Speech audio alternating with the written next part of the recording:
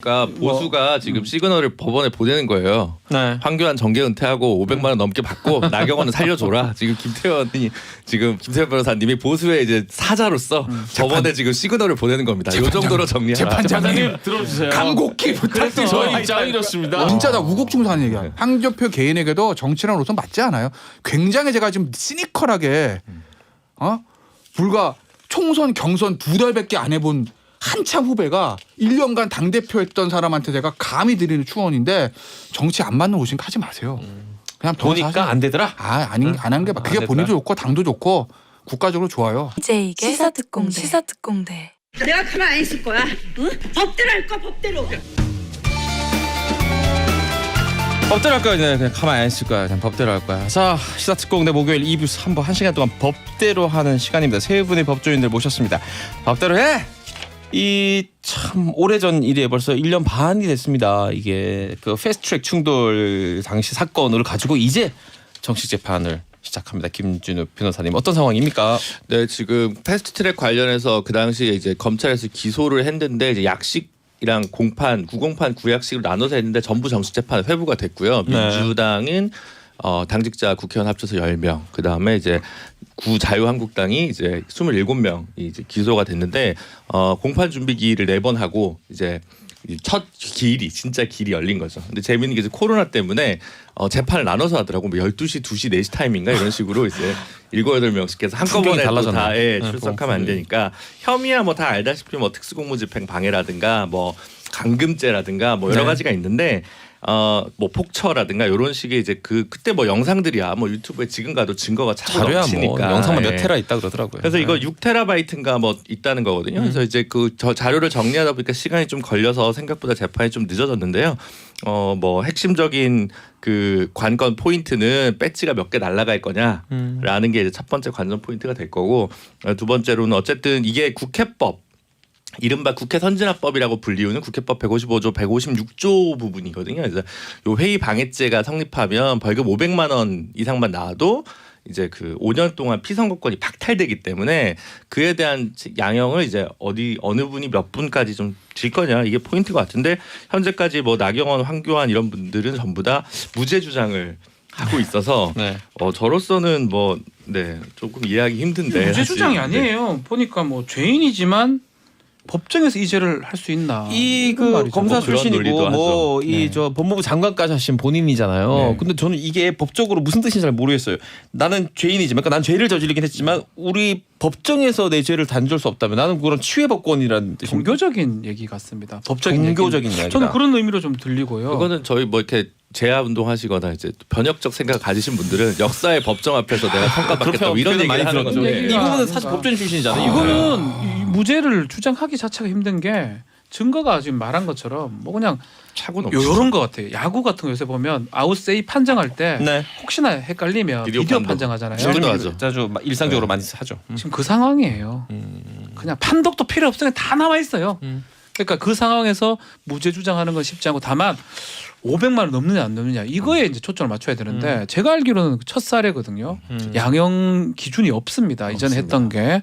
그래서 법원이 그 부분을 고민할 거예요. 유죄는 맞는데 500만 원 어떻게 할 것인지, 또 여당 의원들이나 또 단순 폭력범은 집행유예까지 돼야 됩니다. 네. 그래서 그런 것들을 지금 고민하고 있는 단계가 아닌가. 재판은 저는 좀 늦게 시작됐지만 본 재판이 되게 빨리 끝날 것 같아요. 그 사이에 좀 숙고를 했을까요, 머릿속으로? 저는 했지 않을까 싶어요. 근데 저는 작년에 수사 들어갈 때부터 네. 처음부터 끝까지 황교안, 나경원 2명만 500만 원 이상이고 나머지는 500만 원 언더일 거다라고 솔직히 봅니다. 결과 나오는 걸 보면 근데 문제는 두 분이 어차피 다 배지가 아니기 때문에 상관없이 이 부분은 법원에서 판단이 그렇게 어렵진 않을 거다라는 생각이 자, 듭니다. 김태현 변호사 얘기 그럴 들어보겠습니다. 얘기네요. 오고 나는 죄인이지만 나의 죄는 이 법정에 정죄할 수 있는 게 아니다. 어떻게 해석해야 되냐? 네. 저도 이 문장에 동의. 이 문장에 동의한다고요? 왜? 오. 황교안 대표의 제 입장에서 황교안 대표의 가장 큰 죄는 어떻게 할 거야? 180대 103.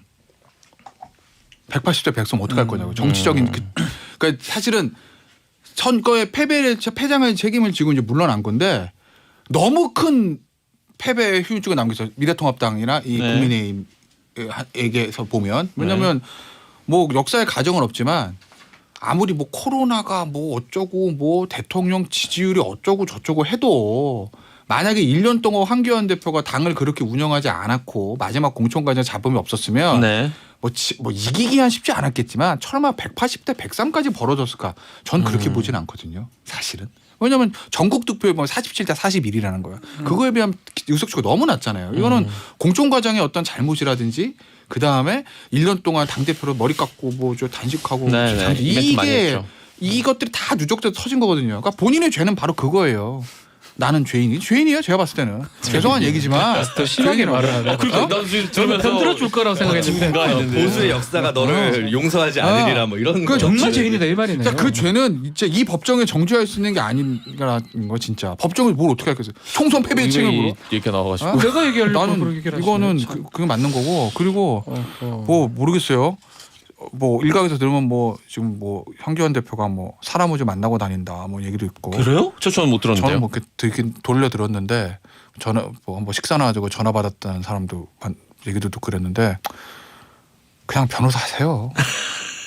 그냥 아무것도 안 해도 되잖아요, 사실. 네, 정치하지 마세요. 뭐 여러 가지 정말 제가 지금까지 하실 만큼 많이 했고. 보수와 황교안 전 대표 또 개인을 위해서도 애국 충정으로 네, 우국 충정으로 지금. 진짜 나 우국충사하는 얘기야. 네. 황 대표 개인에게도 정치라는 우선 맞지 않아요.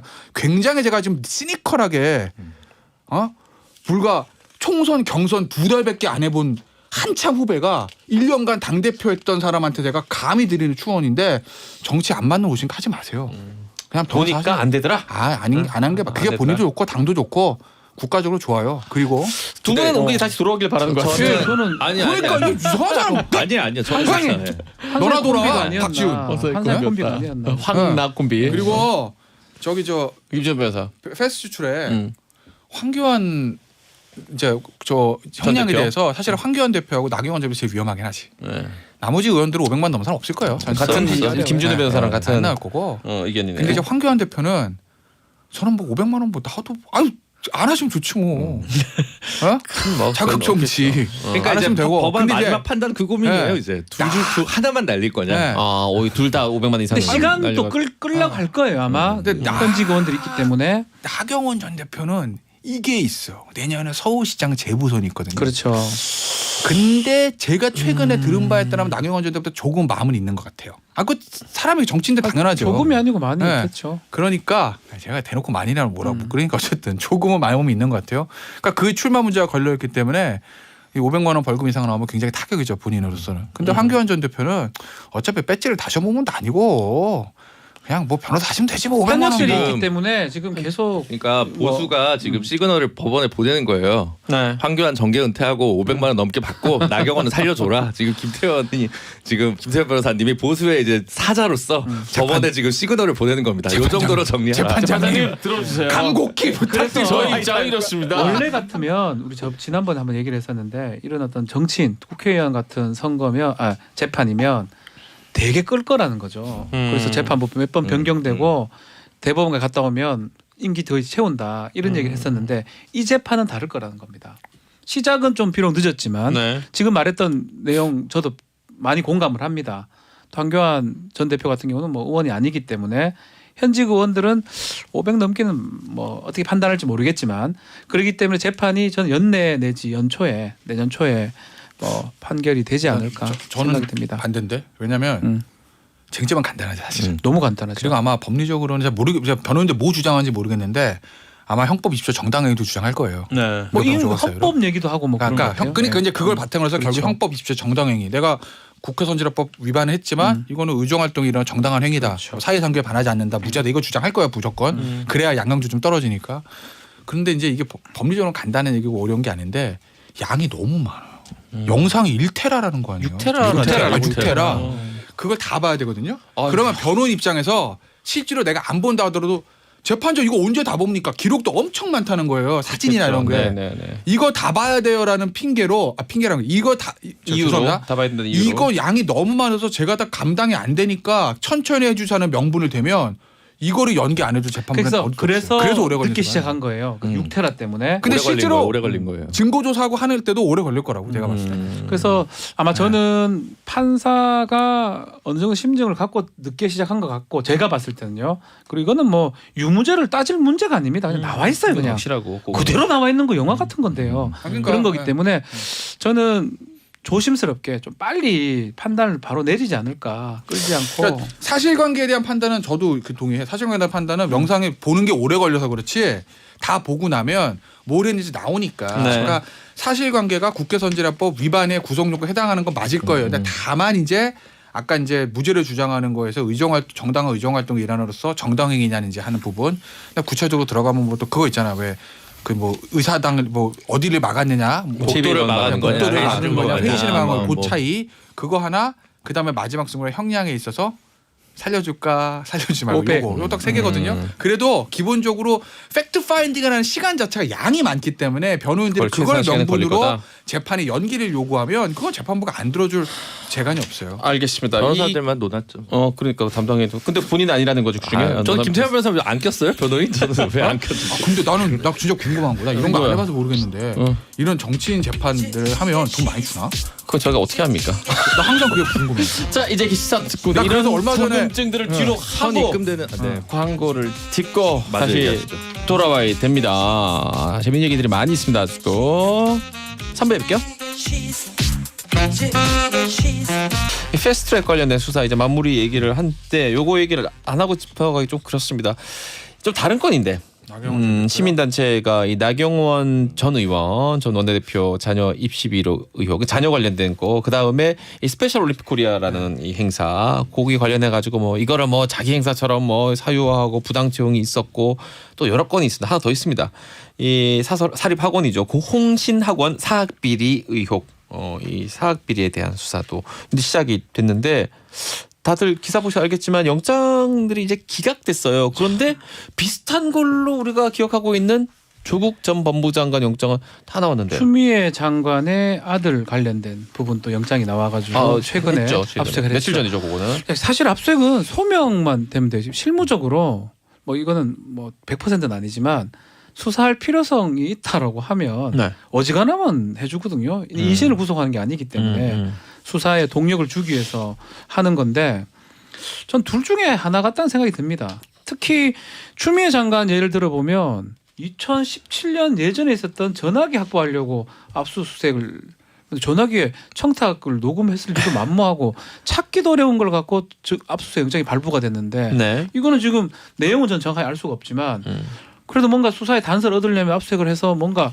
자료를 확보해야 되는데 그걸 통째로 기각을 해버렸거든요. 저는 어떤 법관이니까 또 그런 측면 남편이 법조인이지 않습니까? 네. 또 두 번째 측면은 검찰에서 좀 엉성하게 영장 청구를 한 게 아닌가. 이거요. 빈약한 논리로. 예, 저는 좀 저는 그러니까 왜냐하면 네. 그거 말고 저는 네. 판사 경험도 있고 이렇게 기각되기가 쉽지가 않아서 저는 말씀드리는 겁니다. 저는요 나경원 전 의원 자녀 이거 내용 알지도 저도 하나도 모릅니다. 모르고 관심도 없습니다. 저는. 근데 근데 성신여대 입학할 때 문제 좀 그걸 있었습니다. 다 하세요. 뭐 제가 뭐 잘했다고 한 게 아니라 관심도 없어요. 알고 싶지도 않고. 얘가 이거 전제를 깔고 하냐. 근데 이제 겉으로 나오는 거 보면 이건 범죄건이 안 되는 거예요. 제가 사실관계 몰라요. 저는 하나도 몰라. 하나도 모르지만 그냥 겉으로 나와 있는 것만 이 언론의 헤드만 봤을 때는 건이 안 되는 겁니다. 왜? 일각에서 뭐 봐줬다? 왜 봐줘요? 나 대표를 지금? 이게 만약에 윤석열 총장이 기세등등할 때 네. 소위 말하는 윤석열 사단 라인이 쫙 있을 때 그리고 윤석열 라인과 살아있어서 정부와 강력하게 부딪히고 있을 때 그럼 작년 한 그 조국 전 장관 사태 때라고 할게요. 그때 예를 들어서 막 했는데 나경원 뭐 전 대표 소환도 안 하고 영장인데 기각되고 그러면 박 변호사 얘기처럼 검찰이 봐주려고 뭐 대충 친 거 아니야?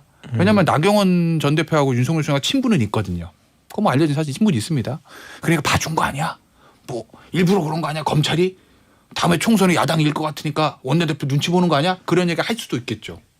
지금은 뭐 그런- 이게 고발된 게 언젠데 이성훈 지검장이 들고 있었어요. 중앙지검에서. 네. 만약에 만약에 이성훈 지검장 정치적 목적을 가지고 야 이거라도 해가지고 뭔가 내가 더 잘 보여야지 하면 강력하게 했을 거예요. 네. 안 하고 들고 있었어요. 왜 들고 있었을까? 없으니까 오케이. 아니, 근데- 마저 들어보니까. 근데 추미애 장관이 국회에서 왜 안 해? 라고 했습니다. 그때부터 부랴부랴 시작하는 거예요. 네. 영장 쳤어요. 그럼 장관이 그렇게 지시까지 했는데 제대로 영장 쳐야 돼요? 대충 쳐야 돼요? 제대로 제대로 쳐야죠. 지금 법무 중앙지검 라인들은 소위 말하는 윤석열 라인이 아니라 추미애 라인인데 굳이 구분하자면 네. 장관의 오더가 있었는데 그렇죠. 제대로 쳐야 되죠. 네. 쳤어요. 법원에서 뭐가 죽고 살릴렸다고 나경원 전 대표를 봐줍니까? 이건 정치적 지형상 안 되는 그런 정치적 정무적으로 지형상 정무적 봤을 때는 가능한데 저는 이거 좀 봐야 될 것 같아요. 자꾸 그런 얘기를 해요. 대검의 검찰총장하고 이성윤 서울중앙지검장하고 대척점이니까 서울중앙지검에서 뭐 마음대로 할 수 있는 거 아니냐 이렇게 얘기했는데 검사들은 또 달라요.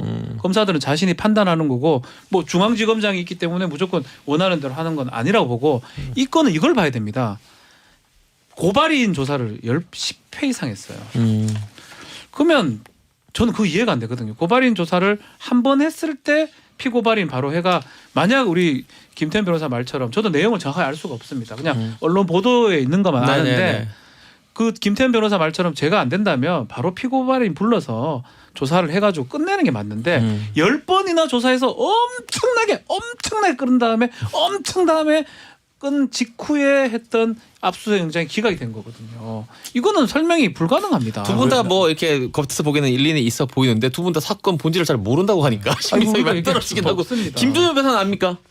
BGM으로 뭐 이병우 기타리스트 이야 잘 알고 있네. 뭐 하나 합격. 나와야죠. 합격. 네. 이병우 나오면 합격이야. 알고 네. 있는 거야. 아. 근데 어. 공소시효나 이런 문제 때문에 저는 석연치 않다고 생각하거든요. 압수수색 기각된 게 그렇지 않다. 나경원 입시 비리가. 오케이. 뭐 스페셜 올림픽 코리아도 그렇고 그 원래 그 집안 가문에서 갖고 있던 그 사립 재단도 그 화곡고등학교 그쪽인가요 아마? 네, 맞습니다. 예전에 뭐 그 학교 뭐 벽돌 날랐던 학생들 증언도 옛날부터 그런 것도 많았고 있었죠. 전통적으로 문제가 다 많았을 거라고 생각합니다. 근데 그래서 만약에 지금 법무부 장관이 나경원이었다. 사퇴하라고 하겠죠. 예. 근데 형사적으로 뭐 공소시효나 증거 입증 문제 때문에 유죄까지 갈까? 아니면 이렇게 털팔 털어도 큰 건은 안 나올 거다. 아니면 시효가 지날 거다. 뭐 그런 게 좀 씁쓸하죠. 그럼 그 전에 결국은 그냥 그놈의 공소시효제도. 네. 정치자분들은 그게 제일 열받거든요. 이제 네, 살인죄 네. 같은 경우 공소시효 폐지되고 뭐 일부 사라진 게 있습니다만 그러게요. 그런 부분들이 문제가 되는 거죠. 안 걸리면 그만이야. 걸리면 재수 없는 거고 이런 식의 어떤 그런 문화 이걸 어떻게 근절할 거냐. 예를 앞으로. 들어 그런 거라도 예를 들어 뭐 여러 가지 의혹을 산 점 죄송하고 그러면 국민의힘에서는 앞으로 국민의 눈높이에 맞게 탑 클래스들이 노블리스 오블리주 실천하도록 이런 부분들은 완전히 공소시효 확대하겠습니다. 뭐 이런 입법이라 좀 내면 네. 좀 과도한 뭐 제야의 공세를 좀 막는 이런 것들도 좀 그런 좀 품넓은 정치 이런 거는 기대가 좀 제가 순진한 거죠. 아니 너무 그래도 넓은데? 아니 세 분 변호사 중에서 유일하게 제대로 알고 있어요. 저는 이 사건 관심이 많아서 공부를 좀 해봤거든요. 여기 제가 이제 20년 동안 음악 PD한 제가 대한민국 역사상 최고의 기타리스트라고 꼽는 분이 이때 성신여대 음대 학장이었어요. 그렇죠. 제가 너무 존경하는 분이에요. 좋아했고. 근데 그래서 그것 때문에 충격을 받아가지고 이 사건을 굉장히 자세하게 알아봤습니다. 알아봤더니 지금 김준호 변호사하고 거의 사실 결론적인 의견은 비슷한데 미심쩍은 구석들이 조금씩 있는데 두 분의 말도 일리는 있어요. 지금 나경원 이거 봐줘서 뭐 하냐라는 아무 실리가 없다. 뭐 목적이 있는 게 아니다라는 거. 재판장의 독단적인 그냥 객관적인 판단이다라는 것도 일리가 있고. 검찰도 검찰 뭐 그건 다른 얘기고. 검찰도 지금 저 검찰 소리에서 또 나전 대표 박변 얘기처럼 형사들 듣기에는 그냥 훌러덩한 게 아니라 이렇게 막 10번 동안 해가지고 올렸는데 훅 기각해버리면은 이건 문제가 있다라고 하는. 살짝. 네 마지막으로. 압수수색은요. 이게 긴급성과 밀행성이 생명입니다. 긴급성과 밀행성, 몰래 하는 밀행성, 거. 밀행성. 최초 고발이 들어갔을 때 했었어야죠. 영장을 청구를 했었어야죠. 그거는 알 수는 없습니다. 그때 기각됐는지. 근데 또 저는 채널 A랑 똑같아 보여요.